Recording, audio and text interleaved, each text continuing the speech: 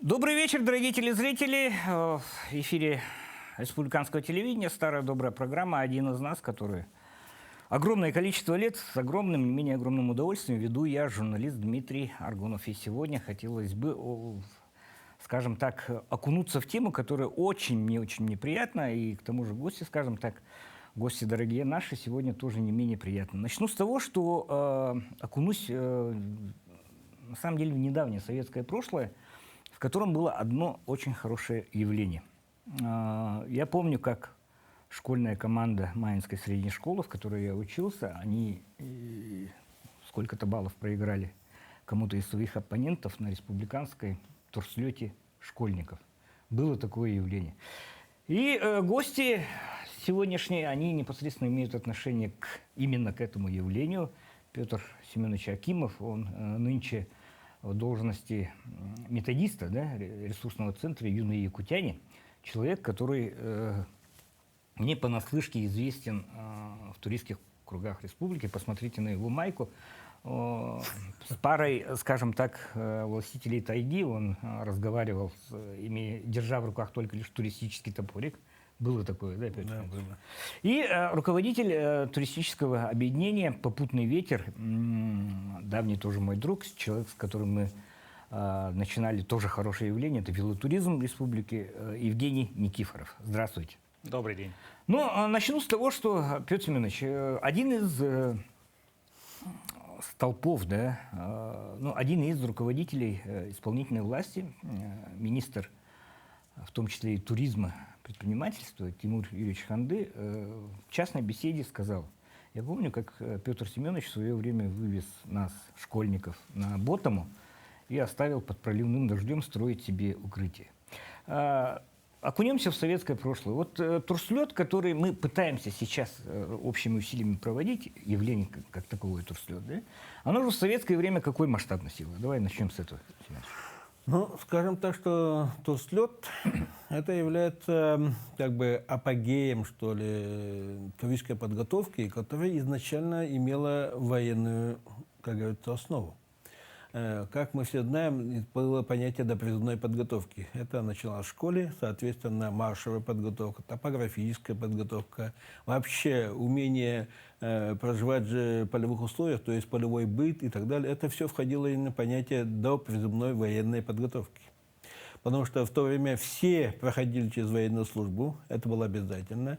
Ныне сейчас сокращением армии, конечно, количество призываемых детей уменьшилось, соответственно, и армия перестала обращать внимание на туризм, ну не только на туризм, но и на другие прикладные виды спорта, военно-прикладные. Это, например, тот же альпинизм, тоже был, курировался Министерством обороны. Соответственно, это все ушло, скажем так, стало уходить, скажем так, в свободное плавание, коммерческая структура ушла и так далее. Соответственно, какие-то аспекты туризма, детского туризма, которые были присущи Советскому Союзу, они уже утратили свою актуальность. Сейчас я считаю, например, что у нас турслеты, скажем так, они просто остались как бы по инерции еще идут при Советском Союзе. При Советском Союзе это было все оправдано, это было очень масштабно. Надо было, чтобы дети все имели допризывную подготовку, все на мальчики. Поэтому у нас, например, в командах было, например, 4 мальчика, 2 девочки. Ну, вот, да. Это требования было? Да, такие требования были, например. Были еще раньше были и, например, 5 мальчиков, 1 девочка. Были и такие требования. То есть, соответственно, больше упор делался на именно мужскую часть населения, на подрастающее поколение, чтобы подготовить их к военной службе. Маршевая подготовка является одной из составной части службы военной службы Советской армии. Пехота и так далее, да. Ну, соответственно, горный туризм, водный туризм, это все имело военную подоплеку. Вот. И, соответственно, чтобы показать уровень подготовки, именно спортивной подготовки, мастерства, способность преодолеть те или иные препятствия, вводились понятие разряды, спортивные разряды. Сейчас они тоже как бы немножко утратили свое значение, они показывают только именно индивидуальное достижение данного человека. Туриста, там, альпиниста, водника и так далее. Да? Вот. они именно сказать, что вот этот человек имеет большой опыт именно для того, как инструктор, уже, скажем так, уже призванный инструктор, например, в взводе, например, готовит горных стрелков, да, сейчас нельзя сказать, потому что у нас некоторые товарищи выполняют нормативные разряды за один сезон. А при Советском Союзе это было невозможно. Это имело физическую подготовку, она имела свои ограничения. Надо было, необходимо действительно было фактически опыт прохождения различных маршрутов. И очень Которые категорийные были? Да, и разбивали. категорийные были маршруты, да. И, соответственно, ну, началось со степенных для детей, а потом уже выходили на категорийные маршруты. Соответственно, советский мастер спорта, скажем так, да, это человек огромнейшим опытом, огромнейшим туристским опытом. Этот человек мог, можно сказать, стать инструктором, спокойно обучать всех и вся, знал все подоплеки, потому что были требования участия не только в своем регионе, например, маршрутах, да, но и в разных регионах. Для этого проводились всероссийские, всесоюзные соревнования, чемпионаты.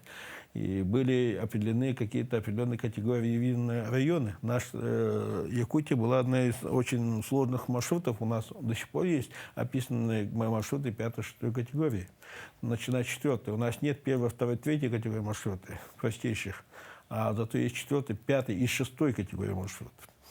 Вот. Ну и если же взять нынешнего мастера спорта, скажем так, да, мастер спорта, он есть мастер спорта по туризму в любом случае, но очень много, скажем так, людей, которые получили это очень поспешно, очень быстро. Не успели. Формально. Да, нет, неформально. Они все это выполнили, полностью все законно. И имеется такое понятие, как психологический настрой, психологическая адаптация к человеку. Вот этот момент был упущен. Потому что за сезон, если я могу запросто, например, в альпинизме возьмем, да, за сезон человек мог за весь сезон лагеря сдать только на значок. На то, что типа альпинист СССР, да. Сейчас за сезон можно сдать на 3-й разряд даже. С одной стороны, вроде бы хорошо, то, что человек за короткое время не тратит свое время, отпуска и так далее, да, и получает максимум из того, что он может получить. Это плюс.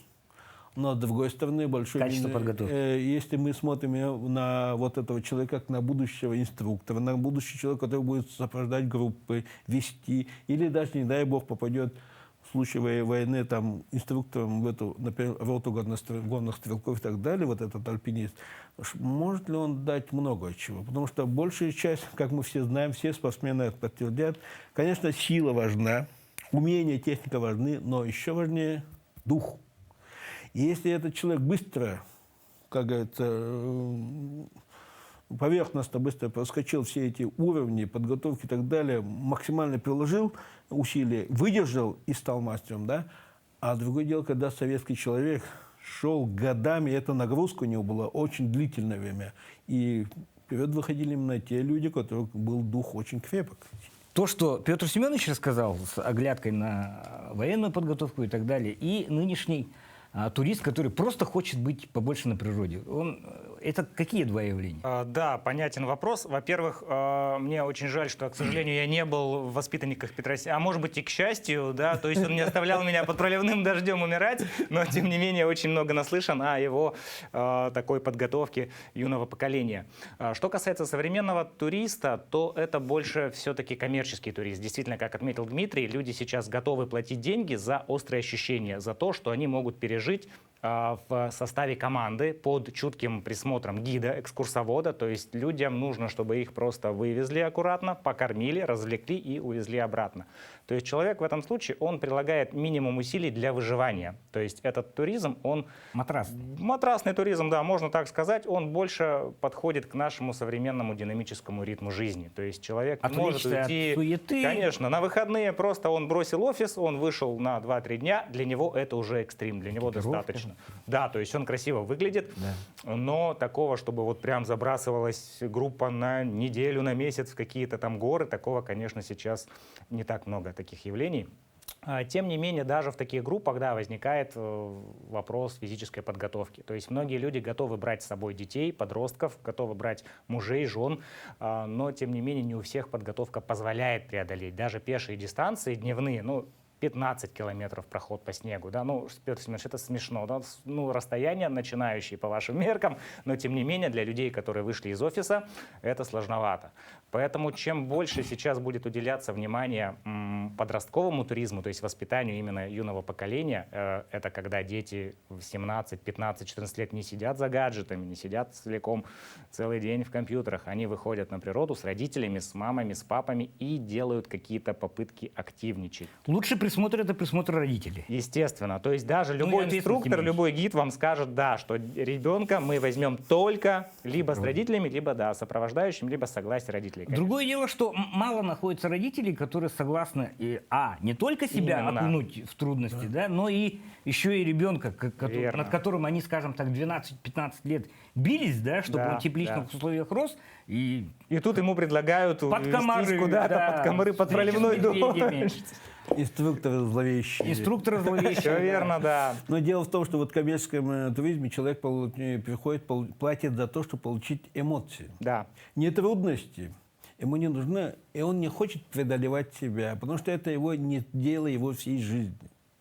А раньше же туризмом занимались как бы раз и навсегда. Ну, это философия была целая, конечно. Да, философия, это образ жизни, это вообще был, как бы, можно сказать, отдельная нация, внутри нации, да? А сейчас туризм это как просто средство достижения тех или иных целей. Сходить, сфотографировать какой-то необычайный природный памятник, или событие, или что-нибудь, да? Но при этом, например, если нет дорог, автобус, человек вынужден взять рюкзак, пойти пешком. То есть в данном случае он просто использует туризм как средство прихода на определенную достижение локацию, какой-то цели, да. чтобы провести съемки и так далее. Те же кино снимали. Вот недавно был, да, фильм про заблудившуюся нашу Карина. да, девочку.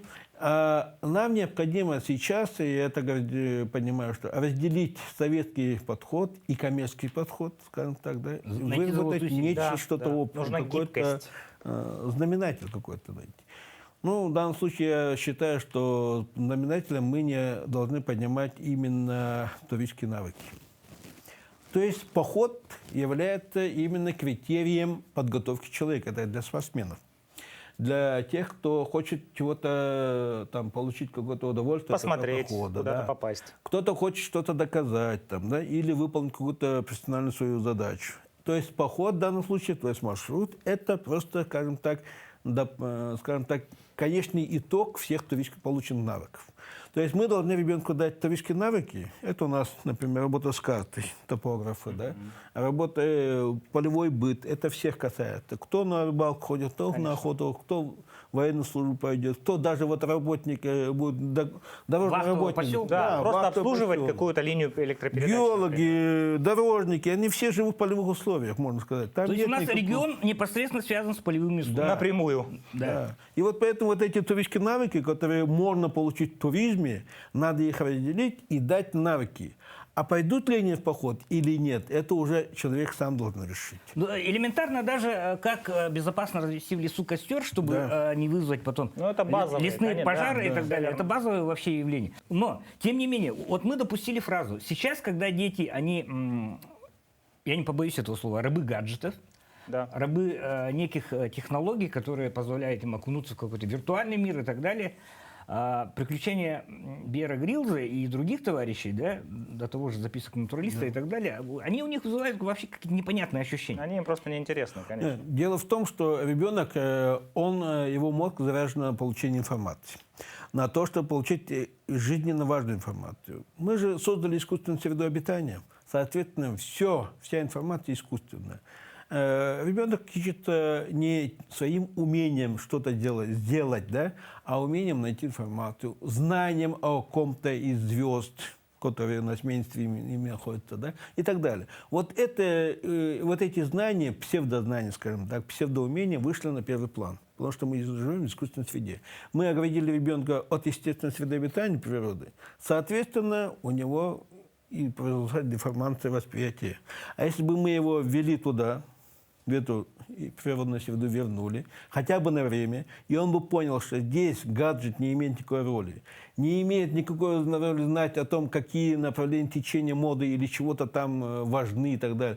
Здесь важно знать, уметь развести костер, приготовить себе еду, укрыть себя от непогоды, Да. просто элементарно выжить. Какие помочь ягоды можно другим, есть, какие нельзя. да, помочь другому. И Телегрибы, при этом у них будут уже настоящие друзья, а не френды, как говорится, да? Здесь мы затрагиваем очень большой социальный аспект. Да? Не секрет, что сейчас полно неполных семей, в котором помимо ребенка, будь то мальчик или девочка, да, у девочек тоже бывает стремление к природе, к Конечно. красивым пейзажам и так далее. И не только фотографироваться, а там проверить себя и так далее. Из родителей одна лишь мама, которая, ну, в силу своей социального статуса и так далее, она не прошла школу Петра Семеновича, да, тоже в свое время, и как бы не может дать вот тех знаний и навыков, которые мог бы дать отец. Полные семьи – это с хорошей машиной, с проходимой машиной, да, которые любят отдыхать на ярких локациях. Это и есть наша целевая аудитория, которая сейчас мы пытаемся работать, потому что только отцы могут дать все те Конечно. навыки и умения, которые будут необходимы для, я не побоюсь этого слова, выживания среди кишащей комарами тайги. Ну, я бы даже сказал, что в этом случае будет очень правильное распределение обязанностей. То есть, когда мама, папа, я, ведь на каждого приходится какой-то пласт обязанностей. Не один человек тянет все, да, например, папа или мама. То есть, мама может готовить, может медициной заняться. Отец — это физическая работа, ребенок и там помогать. То есть, здесь важно именно в каждой команде, главное, правильно распределить обязанности, да, Петр Семенович? То есть, чтобы было распределение. Здесь поступает понятие семейный туризм, Да, вот, который при Советском Союзе тоже начал развиваться в конце, потому что туризм, честно говоря, это тот вид досуга, когда у человека есть свободное время, возможности и средства, и желание. Если же ты живешь в тайге, в лесу, у тебя, как говорится, полон род забот, и у тебя ты все времени нет, то, естественно, для тебя не туризм – до это туризма. непонятное явление. Что там бесцельно ходят? Вот и спрашивают многие, зачем на горы подниматься, если все равно спускаются? Вот альпинизм никто не понимает в этом плане, да? Вот. И здесь семейный туризм при Советском Союзе, когда он начал, уже, это, к сожалению, это было в конце 80-х годов, уже когда уже шел... На закате. Время шло к распаду СССР, да? Там понятие семейный туризм ввели именно в турбазах.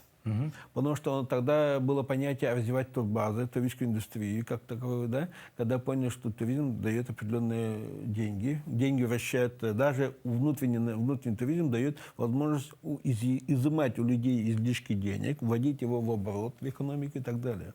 Но я считаю, что помимо турбаз должно быть понятие семейный туризм именно в том виде, когда человек выходит на необорудованную природную среду.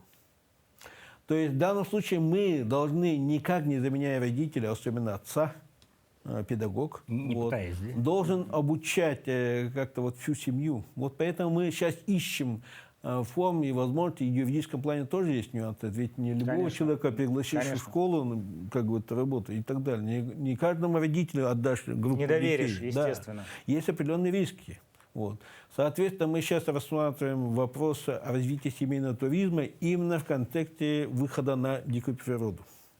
Соответственно, перед этим мы понимаем, что все люди выросли в искусственной среде, и у них возникла трудности в природной среде. Здесь они должны работать в паре, в связке.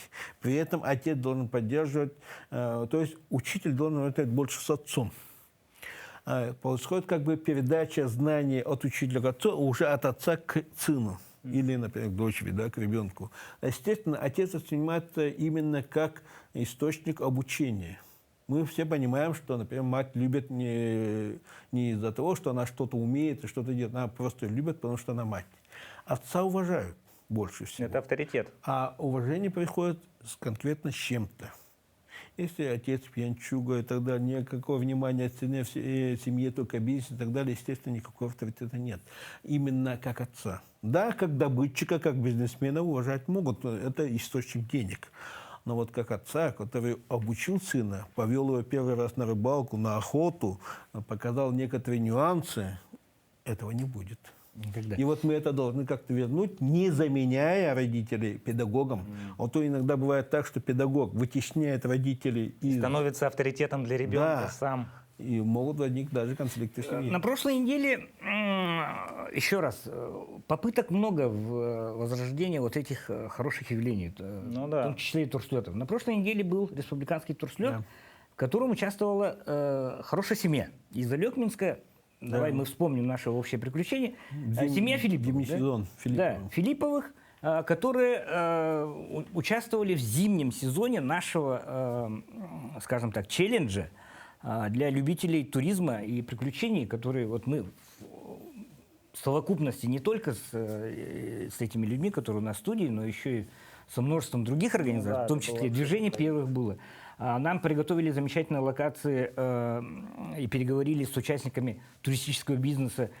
Центр, агентство по развитию туризма, да, спасибо, ребята, вам огромное.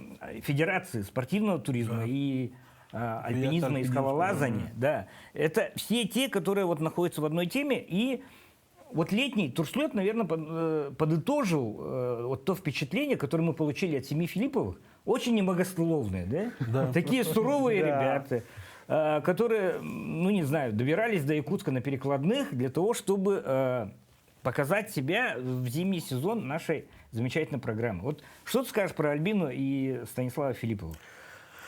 Ну вот Станислав устроился на работу у них в районном центре, именно как руководитель туристского объединения детского. Вот, они там занимаются. В этом году они приехали впервые, можно сказать, участвовали. Ну, конечно, для новичков достаточно проблематично сразу сходу вписаться, тем более, что в этом году мы добавили новые для всех, совершенно для всех участников республиканского турслета. Это школа безопасности, связанная с Министерством чрезвычайной ситуации. И у нас здесь Россоюзпас, Пуляевский Василий Александрович, оказал очень большую помощь в проведении этого мероприятия, да, в которые входили поисково-спасательные работы, спасение на воде, пожарно-спасательные работы и так далее. То есть конкретно ребята одевали боевки пожарные, разматывали рукава, тушили огонь, ну и все в таком духе, да. Даже на этих катамаранах сплавлялись, и вытаскивали, перекладывали сальдины утопающего, скажем так, пострадавших, и приносили обратно и так далее. То есть это были достаточно сложные, которые еще мы не опробировали, только в этом году апробация прошла, да. Соответственно, конечно, возникли проблемы у всех. Вот. И вот представь себе, новичок приезжает, у него, оказывается, большие проблемы, такие проблемы, которые даже тем, кто старики, кто опытные уже на то, что это уже много лет, десятки лет участвует, для них тоже проблема. А вот представь себе, какого было новичка. Ну, соответственно, да, ребята показали себя достаточно хорошо. Вот здесь, как я уже сказал, в туризме это самое главное, это именно духовная составляющая.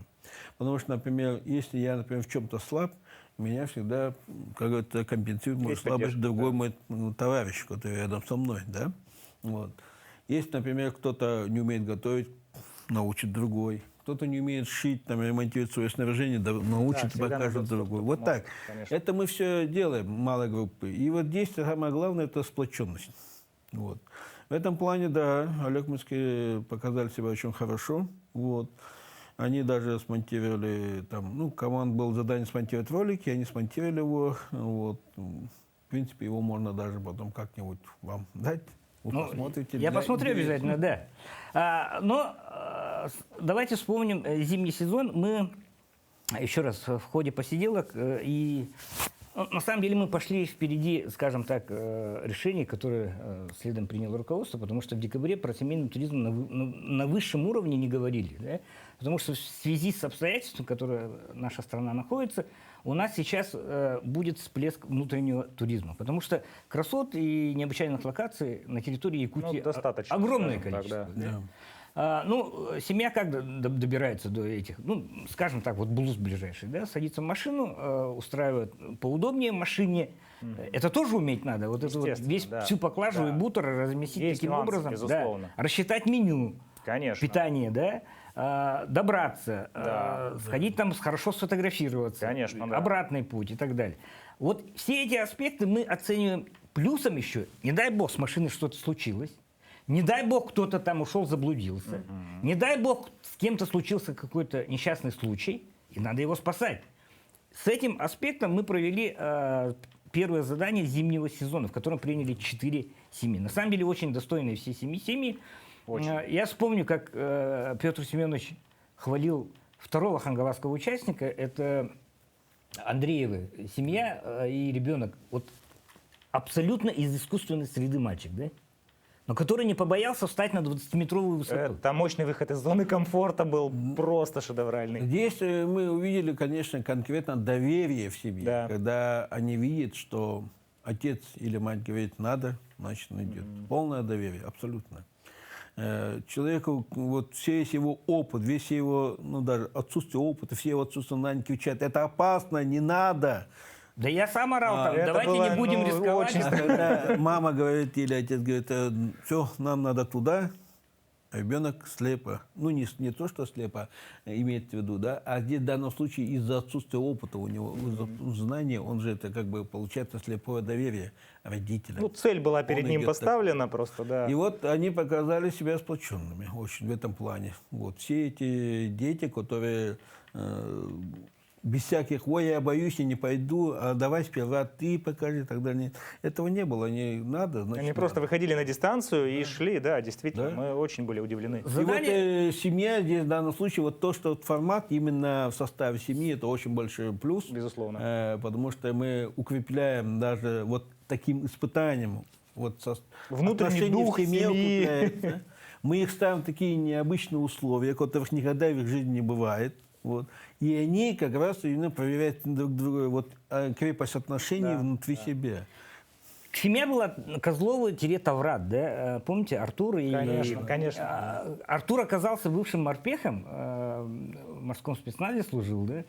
И он говорил, самое тяжелое было для меня эвакуация раненого. Да? Говорит, я, говорит, в армии таких нагрузок не получал, как сейчас вот получил, когда Это было сложное задание испытание, да. сделать волокуши, правильно причем сделать, да? Потому что это что же уметь надо? Естественно, Не чтобы только они не же- развалились, чтобы Да. они могли И транспортироваться перенести нормально. члена одного из родного своего на 500 метров. По снегу, который был по колено, без малого, среди Да. леса, деревьев, пней. И, скажем так, вот, наверное, те ощущения, которые мы нашим участникам предоставили, благодаря Петру Семеновичу, благодаря старшему тренеру Олегу Викторовичу, Сайфуллину, они все-таки, наверное, это соразмеримо с тем, как будто ты где-нибудь в Турции там, или Да, в да. Вьетнаме прыгаешь с тарзанки. Наверное, соразмерим. Потому что, еще раз говорю, просто ребенку, который вот только сидел вот так вот, да, и выйти на 20-метровую И тут его на 2 дня высоту, вывезли, да, Да. совершенно на дикие 20-метровую места. высоту по одной веревке, извини меня, он что, канатоходит, что ли? Ну, прошел же. Прошел, потому что были учтены все аспекты безопасности, Да. прежде всего, да, сложности, психологические моменты. Инструктаж был очень исчерпывающий, Да. то есть прямо вот на месте мы инструктировали их. Ну, здесь в данном случае еще скажу так, психологическая составляющая в таких малогруппах, скажем так, автономных малогруппах, всегда имеет большую роль. И человек всегда проверяет, кто рядом с ним. Конечно. Соответственно, шутки бывают у нас, скажем так, на грани фола, потому что, например, через шутки, через смех мы можем проверить... Выводить стресс. Да, каково отношение людей... Насколько к человек телу, вот адаптирован. Да. Может ли он посмеяться над собой? Может ли он дать посмеяться над собой? Помочь другим разрядиться, потому что напряжение бывает, и тут просто говорит, о, я там чуть не что-то то-то. Ну, это И все выплеск хохот. эмоций, И да. вот это, все понимают, что это просто пошутил, но это вот этот момент, когда над тобой позволят смеяться, и все в семье, все вместе снимают напряжение. Безусловно. Вот это все, и классно. Не, на самом деле Вот у меня, этот моменты были. у меня были опасения, то, что конец марта, какая тут зима и так далее. Но погода да, как бы помогла нам, пронизывающий помогла. ветер, снегопад, ну и солнышко было. Команды прошли очень и очень достойно. И вот сейчас сейчас идет активно набор других 4 команд на летний сезон, задание которого, опять же, мы подготовим вот в составе вот этой замечательной группы энтузиастов, еще раз, энтузиастов. Просто мы хотим, чтобы людям стало лучше. Лучше в плане улучшения навыков нахождения и так далее. 4 команды со всей республики, которые станут на тропу испытаний в летнем сезоне программы «Турслет». И добавка всей семьей. Да. Вот этот вот аспект, мы призываем, если вы уверены в себе, да, если вы каждый год охота и рыбалка это для вас неотъемлемая составляющая, если вы уверены не только в себе, но еще в своих близких, в супруге, в ребенке, потому что есть такие дети, которые дадут фору. Да. Дадут фору многим родителям. Мы в зимнем сезоне дали носимые устройства и измеряли стресс перед самыми Сложными этапами. Да, этапами и после. Да, и для меня огромное удивление вызвал тот факт, что практически у всех ни пульс не зашкаливал, ни уровень стресса не поднимался. То есть они отнеслись к этому Это как довольно обычное рутинно. занятие, рутинное, Да, действительно, рутинно да. очень. Но извините меня, когда был там овраг длиной чуть ли не 30 метров, и по нему нужно было пройти на высоте 20 метров, я бы лично... Ну, не мне смог. кажется, у Дмитрия больше зашкаливал бы пульс, если бы мы смотрели еще Надо пульс было Дмитрия, тебя- надо По-моему, было да, ставить. по-моему, Мне кажется, он побил бы рекорды. Это было У действительно... меня, как у организатора, очень все-таки зрелищно. пульс зашкаливал, потому что я отворачивался, я не хочу смотреть вот это страшное явление, где неподготовленные дети уходят. Ну да, со стороны это выглядело. Но очень здесь в данном страшно. случае еще можно сказать, что это было, наверное, со стороны участников доверие к организаторам. Конечно. Они понимали, что мы их просто так куда-то в непонятное опасность не Да, суем. да. Соответственно, они доверяли нам. Это был большой плюс. Это очень важный момент. То есть организаторы, они понимали, что это не просто люди случайные здесь оказались, да, от которых можно ожидать чего угодно в отрицательном плане. А они понимают, что люди к ним, люди все сделают для того, чтобы им было безопасно. Они были уверены просто, да, что здесь все будет безопасно и как надо. Победители 2 сезонов «Зима», они уже определены. Кстати, у нас были очень долгие споры по поводу того, кто... Мы не будем пока оглашать, кто все-таки выиграл сезон, потому что там практически равное количество баллов было. И победитель сезона лета, который пройдет и водный этап, и горный этап, и, как мы говорим, спасательный этап, да, и этап спортивного туризма, они встретятся в суперфинале, в котором определится тот, кто станет обладателем специального приза от телеканала «Якутия-24». Суперсемья. Суперсемья, то те, кто больше, чем семья. Вот у нас слоган «Докажите, что вы больше, чем семья». Да? Потому что командный дух, дух взаимовыручки, взаимопомощи, взаимного доверия. Это, вот как Петр Семенович говорит, у которого практически больше, чем, наверное, 40 лет опыта, да? Или сколько?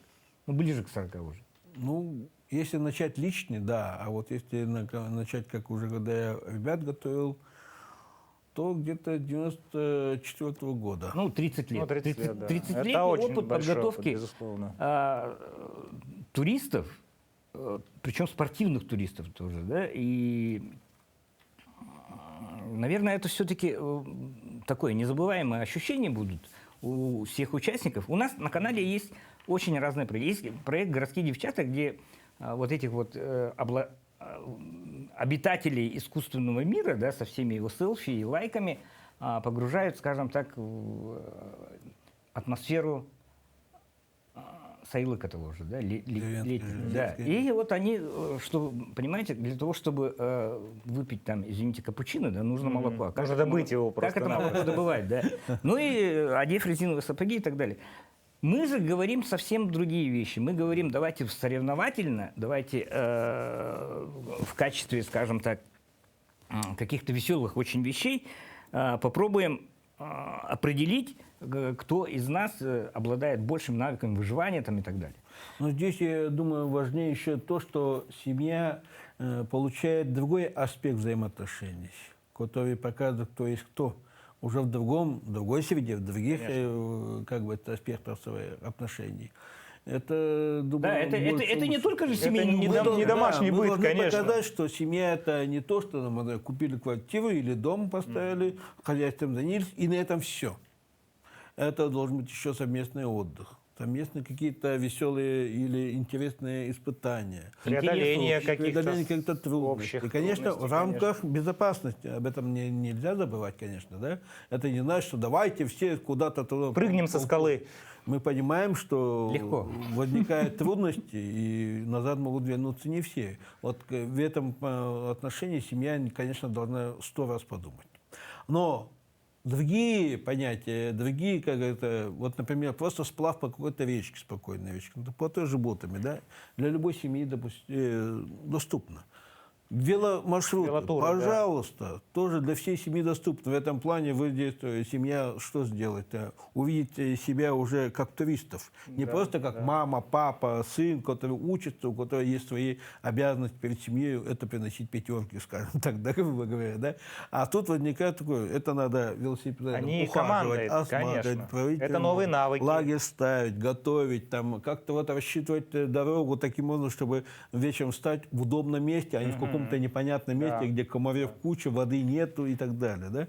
Вот эти навыки, вот эти возможности, они усиливают семью. Уже не просто как людей, у которых есть определенные обязанности, но и то, что они вот, когда они совместно пытаются решать какие-то общие проблемы, возникающие в ходе этого путешествия, в ходе этих маршрутов, это вообще прекрасно. А то бывает так, что через какое-то время, ну, как бы, скажем так, чувства притупляются, да, что-то возникает, какое-то однообразие, это мешает. И тут вот раз... И такой всплеск эмоциональный и физический. Сплав на лодочке, на велосипеде, если хотите как можно быстрее за короткое время пройти большой маршрут. Да? Или Проект просто «Турслет пешком всей семьей». прогуляться. Ну, тот же Кангаласский мыс. Банальный выезд по ягоды, да, в район Маганского тракта может привести к встрече с... Да. Да, просто, ну, Мишкой. бывают такие моменты. Конечно. То есть нужно быть готовым к абсолютно любым ситуациям. Прокол колеса. У нас было соревнование по элементарно замене по колеса. замене, Это да. очень жизненное явление, на самом деле. Да? И чем быстрее, допустим, там за тобой вот этот вот товарищ стоит, да? Чем быстрее ты сменишь колесо, тем дальше от него уйдешь. А это доступно то только часто комплексом, встречаются только именно ситуации, всей когда возле семьей. дороги отец вышел, что-то меня, один отец, а внутри машины внутри машины сидят дети и в телефоне начинают что-то там Они писать. ждут, когда он закончит, вместо того, чтобы выйти вместе сделать, помочь в чем-то. Да. Примите участие в летнем сезоне телепроекта «Турслет всей семьей». Выйдите всей семьей на новый уровень. На новый уровень не только умений и навыков, да, но и на новый уровень отношений. Оргкомитет в составе вашего дорогого друга, также всех тех, которые здесь присутствуют. И еще раз говорю, за кадром остаются очень много ребят. Это и Руслан Ачиров, это и операторы, да, которые фиксируют все моменты. Это и представители Федерации. Василий Пуляевский тот же, да? Василий Александрович Пуляевский, Василий Александрович. как главный судья тогда у нас Да. был, да, почти что. Очень уважаемый человек. И еще раз, человек с огромным опытом практического применения навыков и умений. Он же руководил спасателями. Да. Мгм. Алексей Климевич Семенов, который нам помог со снаряжением, и с другими ребятами, которые от Федерации к нам пришли. Василий Васильевич Местников, которые тоже прокладывали задания и принимали участие. На самом деле, еще раз, люди, которые собрались вокруг проекта «Турслет всей семьей», они обладают необходимыми навыками и умениями, квалификацией и интересом, скажем, интересом к тому делу, которое они не преподают, а, как сказать, пропагандируют. Несут в массы. Несут массы, да. Вот тот же Евгений Никифоров, да, который был, он мало того, что является руководителем турклуба, он еще и гид. То есть быть гидом, на самом деле, в ходе даже пешего легкого маршрута выходного дня, это, извините меня, там 6 часов что-то говорить. что-то говорить, причем говорить тему, это нести тоже... ответственность за тех, В конечном за итоге, всё, что чтобы все произойдет. прошли маршрут, чтобы все дошли и остались довольны. Учитывая каждый психологический аспект любой, он смотрит там, кому-то что-то нет, кому-то что-то тяжело стало. да. Это он все должен быстро подмечать, быстро приноравливать. Это вот очень большое количество. Поэтому Всё верно. семьи, отцы, матери, ребенок 14-15 лет, подавайте заявки по телефону 914-306-2077. Ваша заявка будет оценена. У нас уже есть определенные... Мы рекламную кампанию начали практически неделю назад. У нас уже есть заявки. Мы отбираем всего 4 семьи. Мы смотрим телегеничность, мы смотрим, какие умения. Каждый будет сдавать нормы ГТО. Ну и увидимся на туристских трассах, которых у нас в республике на самом деле огромное количество. Это программа «Один из нас». Мы увидимся ровно через неделю. Принимайте участие в программе «Турслет».